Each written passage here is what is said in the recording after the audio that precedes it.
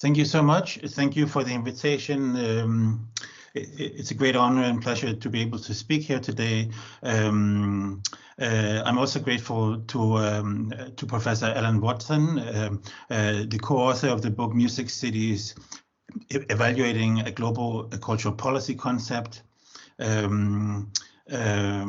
which I think is a wonderful book that your department can be really proud of. I think the book has moved the discussion forward, and it's a major contribution. It also relates to I think there's an overlap of interest with my own work on music, but I'm broadening the perspective, so I'm looking at the more general perspectives of my work today, because I assume I'm speaking to a multidisciplinary or interdisciplinary context, and we're also in this still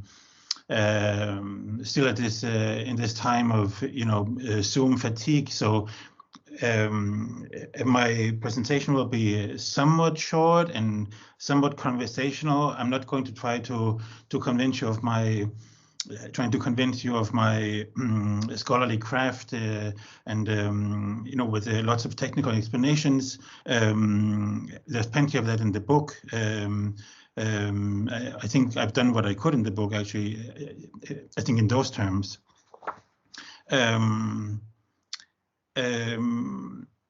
I've changed the title of my talk slightly as the idea evolved.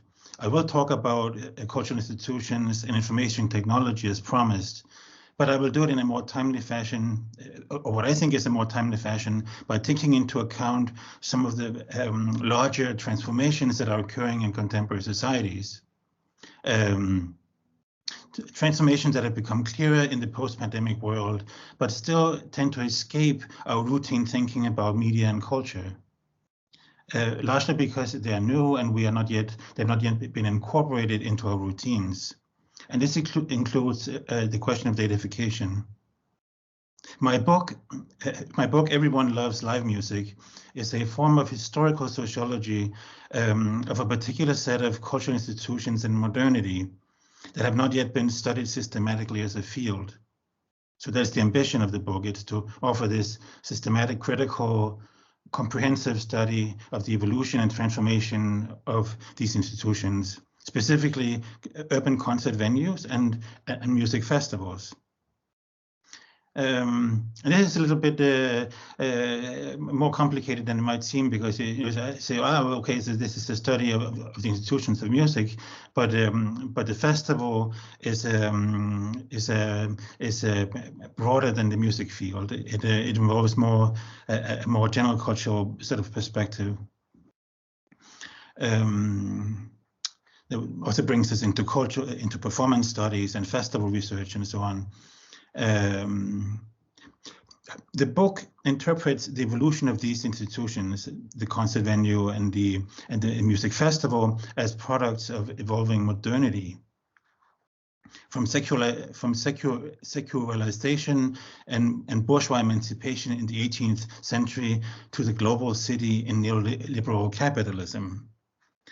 The book explores how these institutions have evolved in urban history and how changes in urban economies and value systems can be registered in these institutions, how they're conceived, the expectations that people have, the norms in those institutions, the social norms.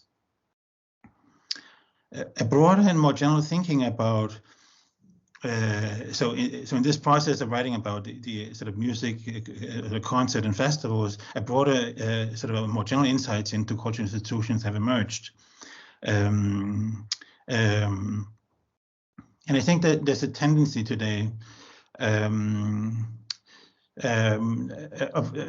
a compartmentalized landscape of discursive spheres for individual art forms and cultural industries. I wonder if there would be a point, or if there is this, so there would be a point in a more general conversation about the purpose of cultural institutions more broadly in this city.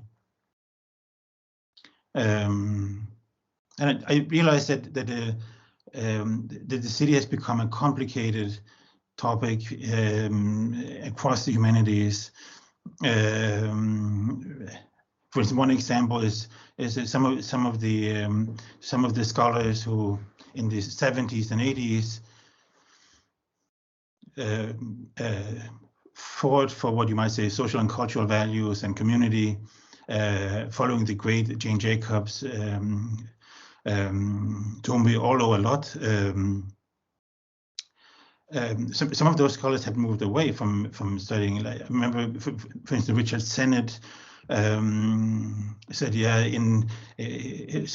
during those decades, so I and many others would study, New York, London, Paris, but now these cities have become so gentrified and changed in so many ways that we are looking to cities in other parts of the world. And very easily, conversations about the city become about gentrification, and there's a kind of spiral of gentrification that is one of the so that can be easily sort of consumers in our conversations about the city, and this I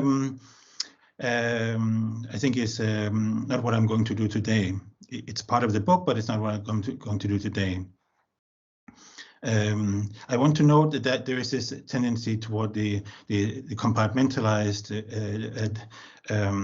separation of individual art forms and cultural industries.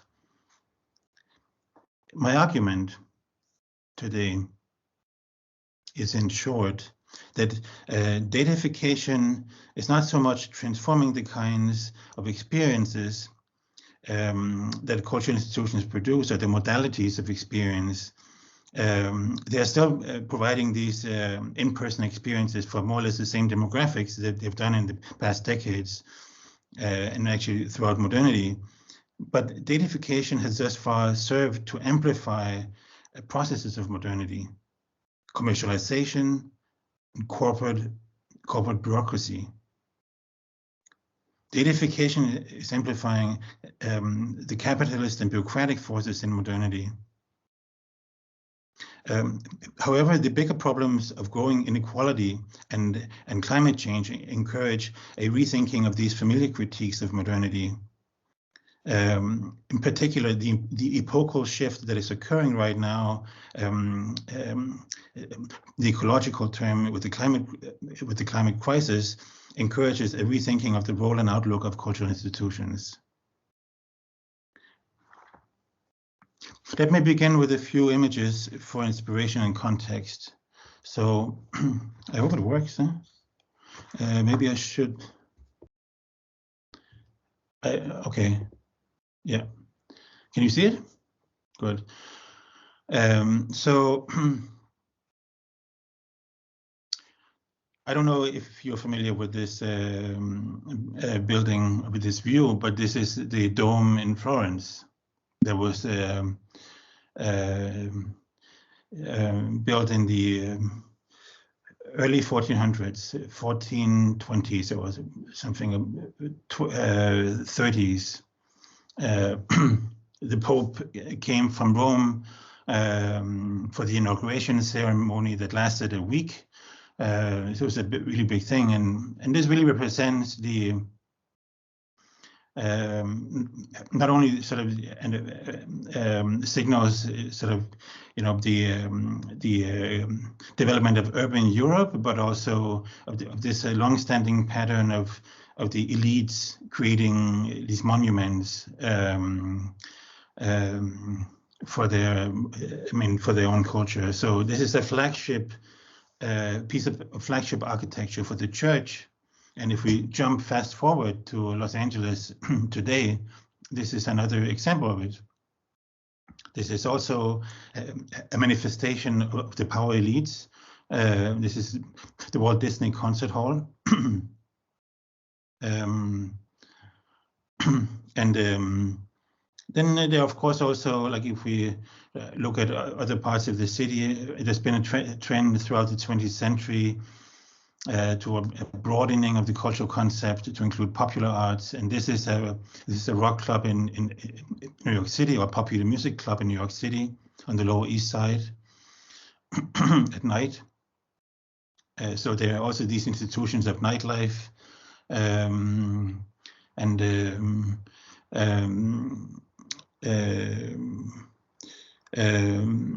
if we go further, this is broaden the perspective a little bit further to include libraries, which I think is important, especially at this moment.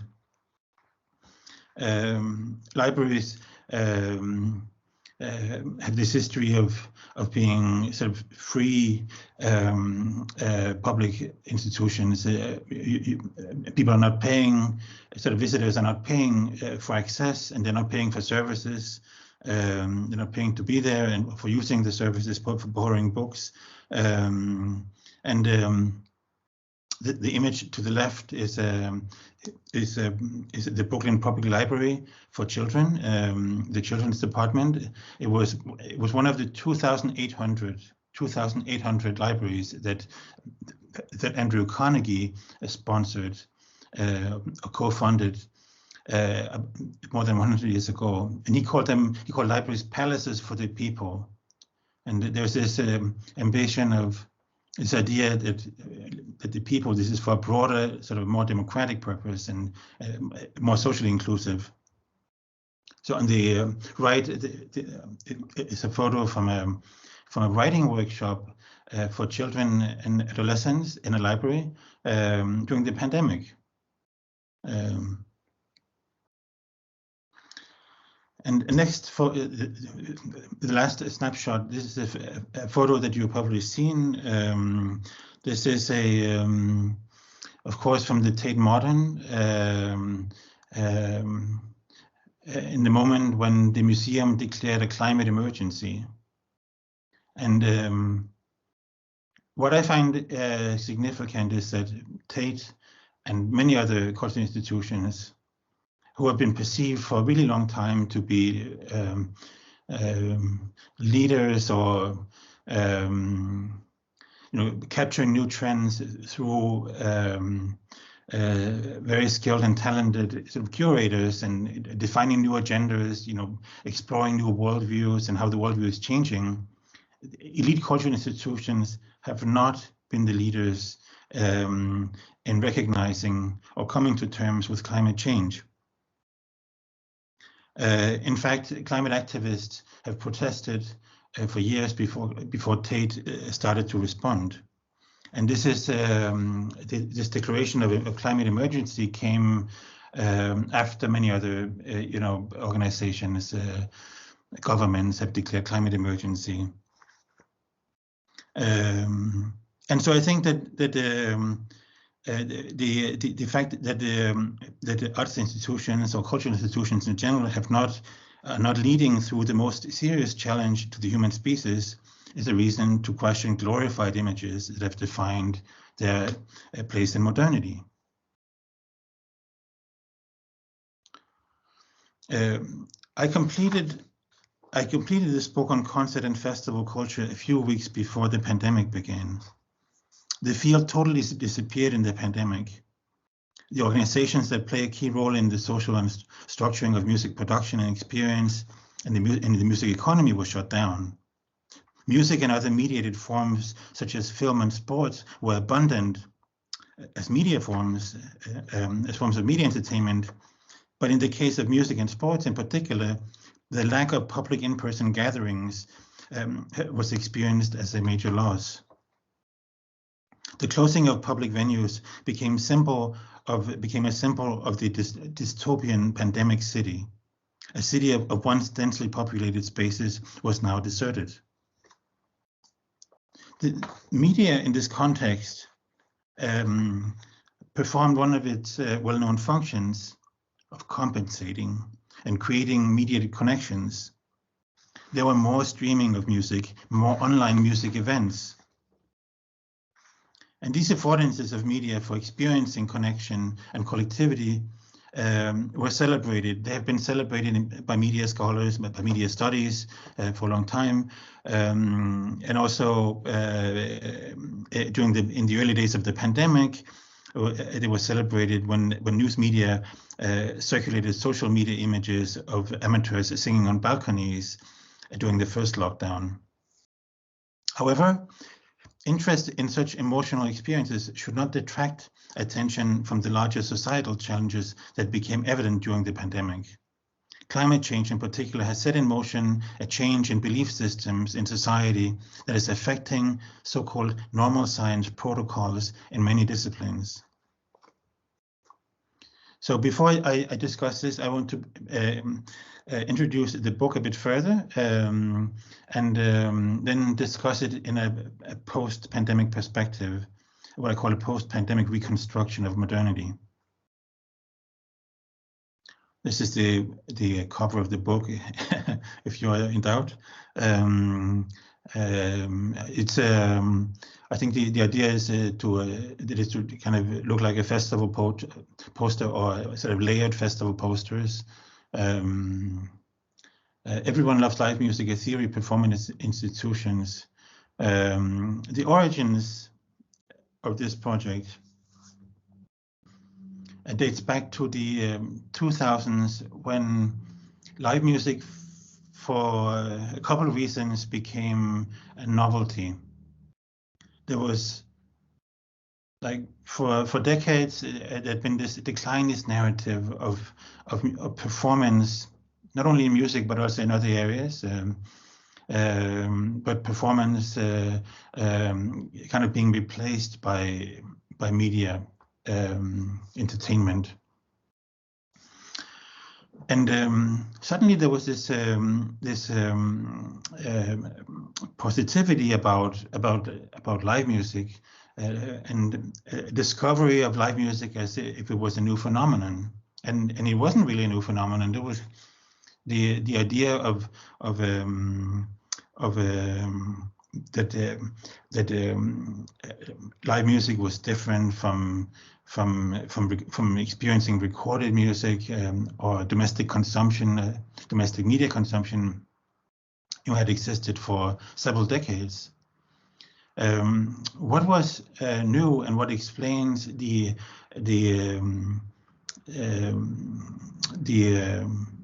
ideology also that came to define live music for audiences in the early 21st century was the economic interest and the economic value. And one might see my book as a critique of how these cultural and economic interests have been conflated. But it's not only that; that's actually just the beginning of the book. But these economic interests were very strong, and they led to changes in public policy of music and concert institutions, festivals, all the way up to the EU level. They also shaped audience ideas about what authentic music experience is.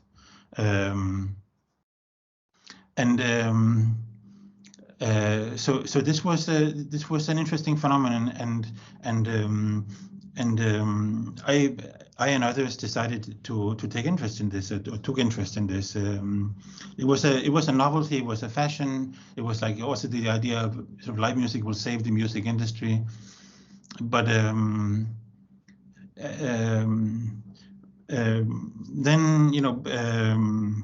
after researching this area for some time, I became more skeptical of that narrative.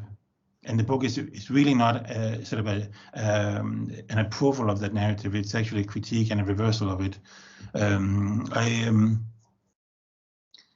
wouldn't say around, but specifically in 2016, after having explored different areas of this field with field research in Berlin, in Brussels, in Amsterdam, New York, and other places, trips to at least 15 different festivals in Spain and the US, Belgium, and Holland, for example. I sat down and saying, okay, so I'm trying to see some of the connections and understand some of the structure of these relations in the field, and actually see these concert venues and festival organizations as institutions in a broader field that has existed for a really long time, since the 18th century. So it was this epiphany that I had in 2016. And the epiphany was so strong. I believe that it could have such implications for thinking about this field, that I decided to say this is going to be not only an ambitious book, but I also developed it into habilitation, to a high PhD. So the objectives then for this project was to interpret this formation of live music as a development in modernity, to create a historical grounding, but also to explain the structure of the field, and to introduce the institutional theory into studies of the music field, which hadn't been done before. There's plenty of thinking about institutions in cultural sociology, especially Bourdieu and Howard Becker and the entire sort of American cultural sociology, the institutional perspective, as it is called, but not so much studies of individual institutions and in comparative terms, and not at all in the music field. And music field is in part, when I say the music field, I also mean the popular music field. And popular culture, the popular culture has escaped attention in the sociology of the arts for some time, at least. Not so much anymore, but the sociology of the arts have not been conceived in the first place to explain sort of with strong knowledge interest in popular culture. And so this project is expanding this concept of institutions into the pop culture field, saying these are institutions. They are market based. They are not.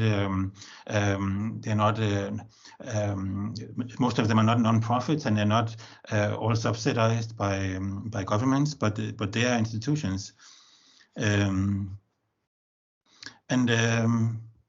these are the objectives. And if you look at this is the table of contents of the book. The first chapter is sort of laying out the theory, or introducing the theoretical framework, what I call the social study, not of live music, but of music performance institutions, because live music is one interpretation of music performance,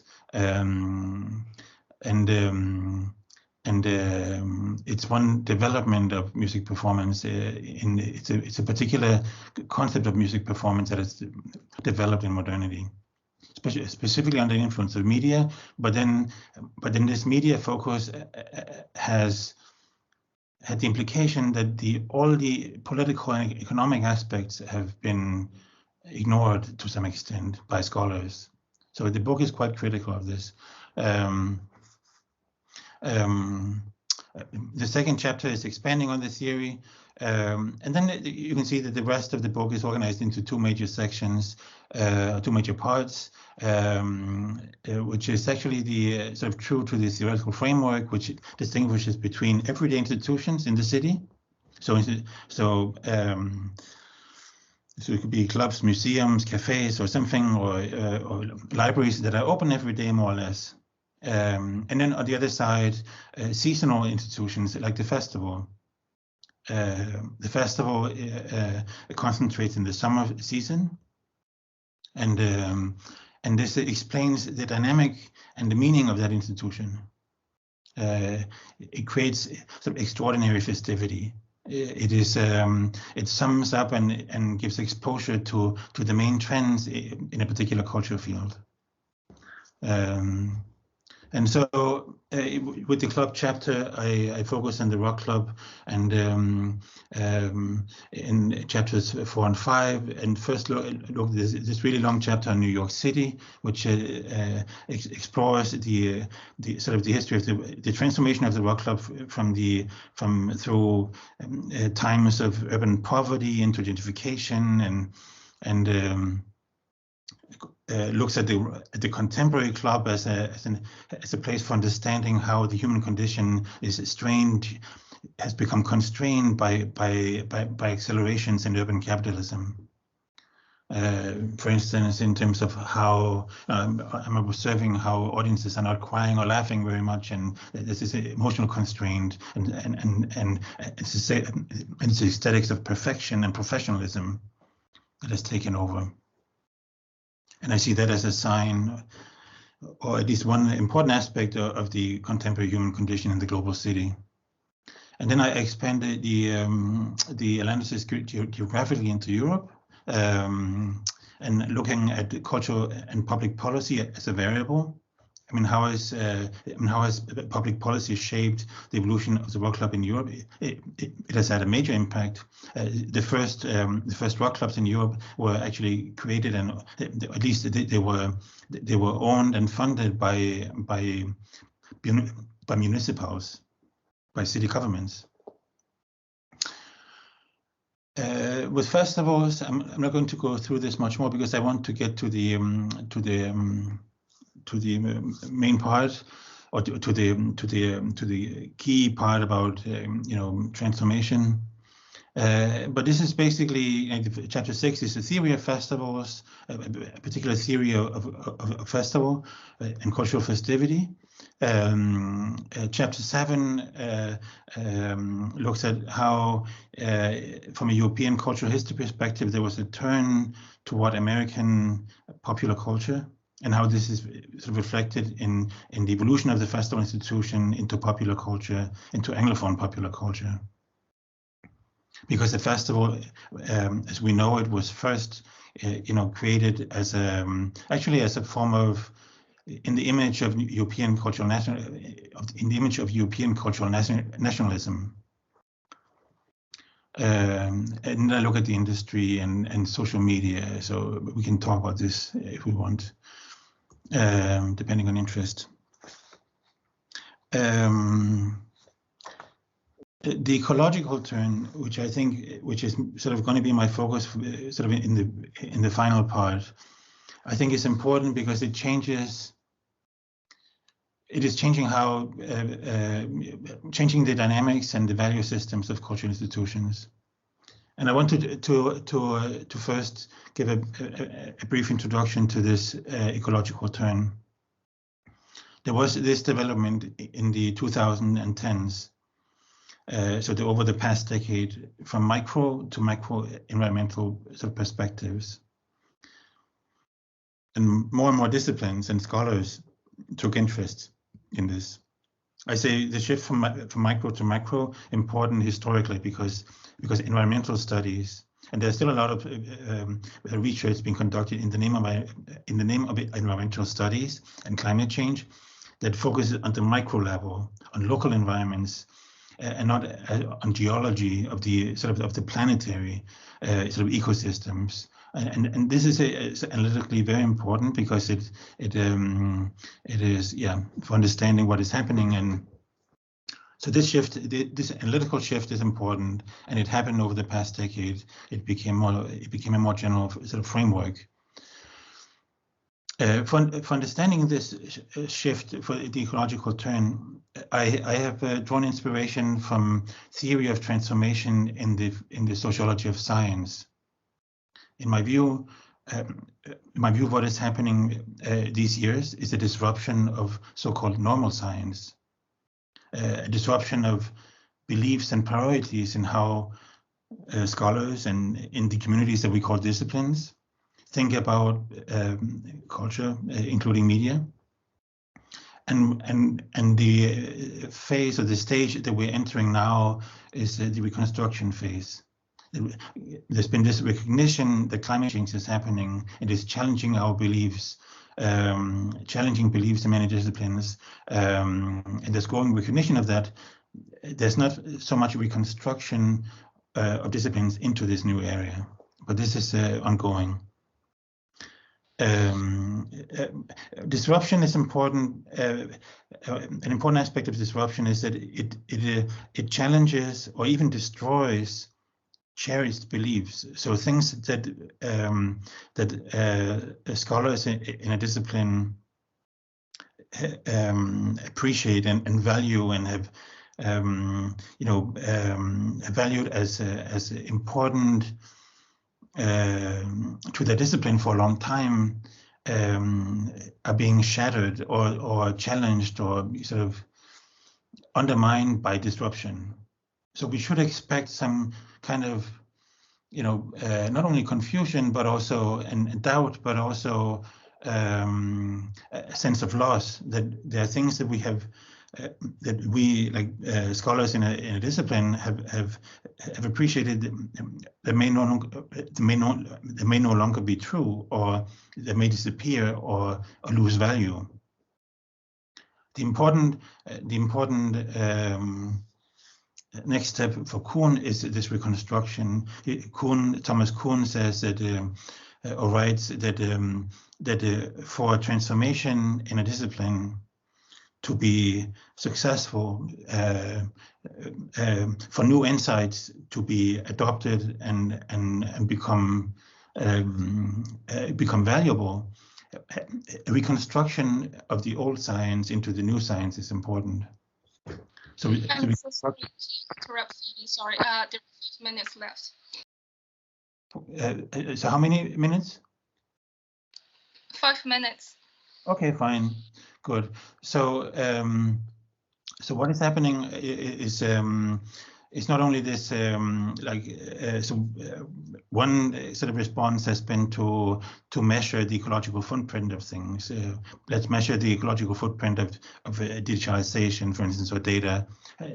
So that's important too. But transformation involves changes in beliefs and concepts too. The very concept of culture and the very concept of media.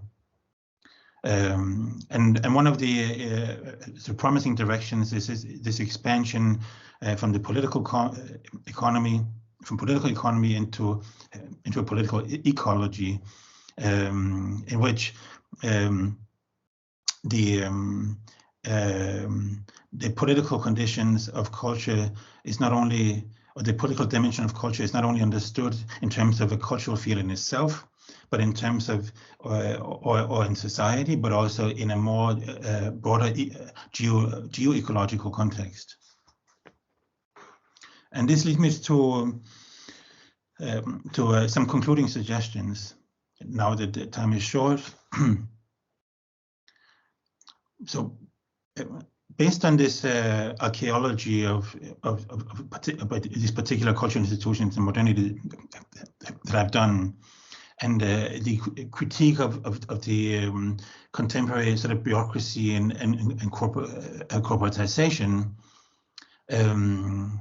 I now look at this from the perspective of geo-ecological change, from the ecological turn, and think that there are some things that we can start to rethink. Both the concept of culture, but also cultural institutions. First, there's a task of reconstructing history and purpose of culture. We can rethink the idea of culture as a driver of growth. Otherwise, culture becomes complicit in ecological destruction, or there's potential for it. This is something that Mark Banks and Justin O'Connor has written about very insightfully. We can nuance the idea of cultural institutions as monuments of modernity, which is what they still to some extent are. We can challenge the glorifications of modernity's self-image. This is something that becomes clear. This is a very broad idea, but it becomes clear from this post-pandemic ecological perspective. We can defend human capabilities, sort of the conditions for humans to express emotions, share emotions, express themselves in art, but we can also challenge glorifications thereof. This is where the ecological turn is transforming cherished beliefs about culture. We can also see that cultural institutions can collaborate with the climate movement.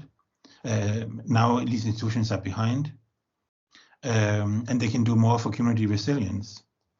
And data can serve this role. What data has done in my field, in the music field, in terms of music performance and live music, is basically to strengthen monopoly of corporations. And you all know I wanted to mention this before we ended. There's no need to analyze this sort of in more depth, but you all know many of you will know the story about Ticketmaster. Live Nation purchased or merged with Ticketmaster, and this is a pattern that we've seen in different countries, that the concept sort of corporations are merging with ticketing companies. And what it does is that these data resources make these corporations stronger in the competition because they have access to audiences, to consumers. And this is sort of the main trend, but you also see this in museums, for instance. What are the aims and objectives of large museums in their process of datafication, also to maximize consumption? These are my last words, and although maybe somewhat incomplete, I'm looking forward to. I'm apologizing for the gaps that there might be in my presentation, but thank you for your attention. Thank you so much for this fascinating talk. Thank you so much, Fabian. The floor is now open for questions. If you want to ask something, please do feel free to use the hand function and raise your hand, turn your cameras on, turn your microphone on, and we will invite you to the screen. Whilst we wait for questions to come in, I have a question for Dr. Fabian Holt. And yeah, I have something for, actually, I have read the introduction chapter and chapter 6 of your book. I'm really quite like this chapter 6. And I was just wondering, facing on, because you have mentioned something like that, corporate giants and marketing hype.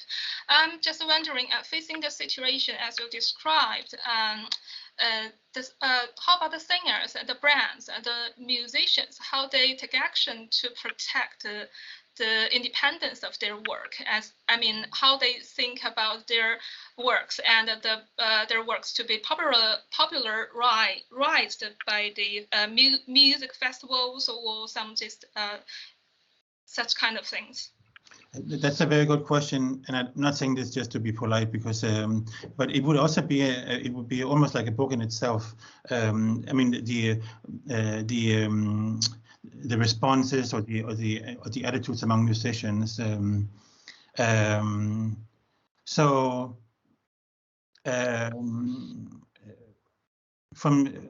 from this perspective of institutional theory, the norms in the field are not defined at the level of the individual, but they are defined by these supra-individual structures that we call institutions.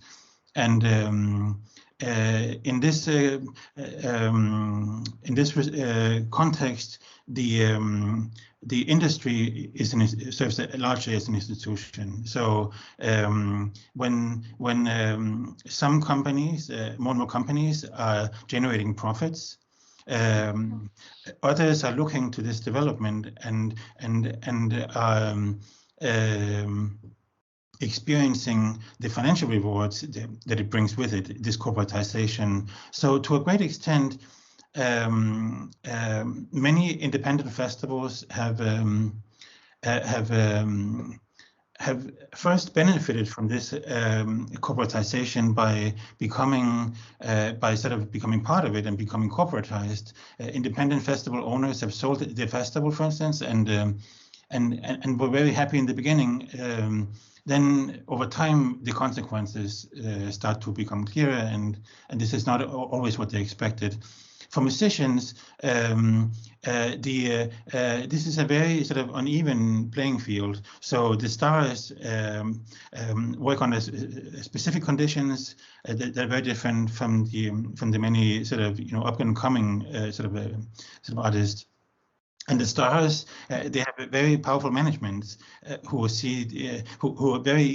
a very easy time convincing the stars to work for this system. Because I mean, if you look at the media coverage of the Rolling Stone World Tours, for instance, the band is very happy about this. They're making fortunes every time, so this is a strong pattern. The stars have made enormous profits at the cost, I think, at the cost of advocating for a little bit more sort of diverse and more equal musical culture. But this is somewhat specific to music. Okay, thank you so much. Yeah. Do we have any further questions for speakers at this minute?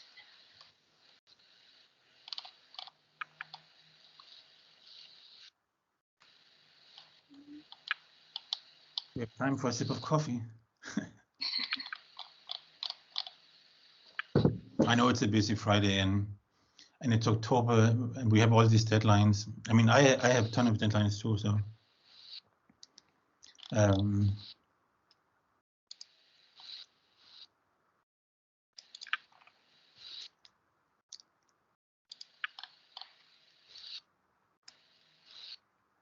Sometimes I just think that this is the cultural institutions. They are cooperate with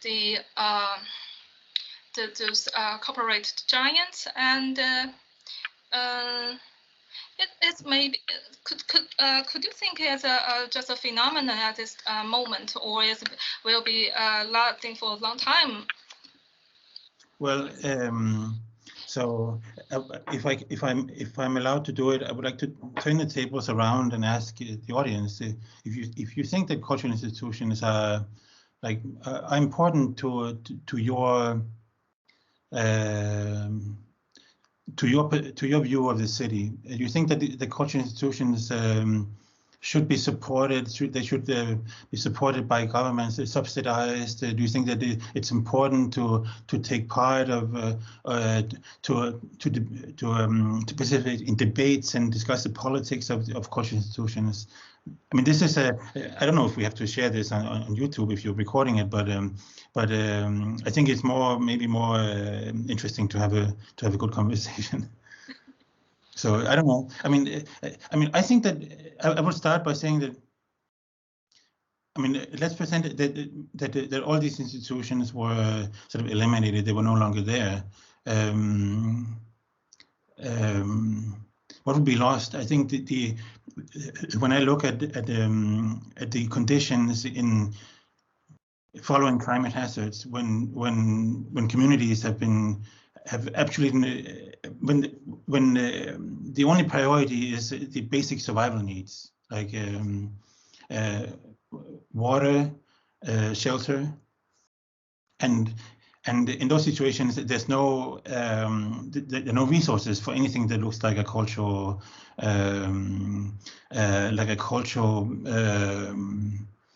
or sort of human capabilities, like how people can express themselves.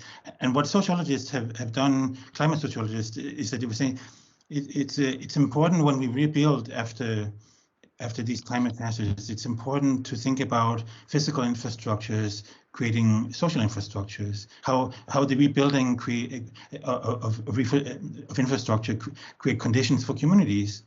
Because what is destroyed in these hazards is not only physical infrastructure, it's also social infrastructure. They're destroying communities. And this is the perspective for me, where I think that I don't know in what form cultural institutions might be important. I think that some of the things that we tend to say, what we have said about them for 200 years, are no longer quite true, and this has become more apparent. But I think that the human capabilities, I think this perspective of basically of strengthening the social and cultural conditions for human life is something that we should not give up, because the minute we give up the social and cultural dimensions of human life, I think we're in a really bad place.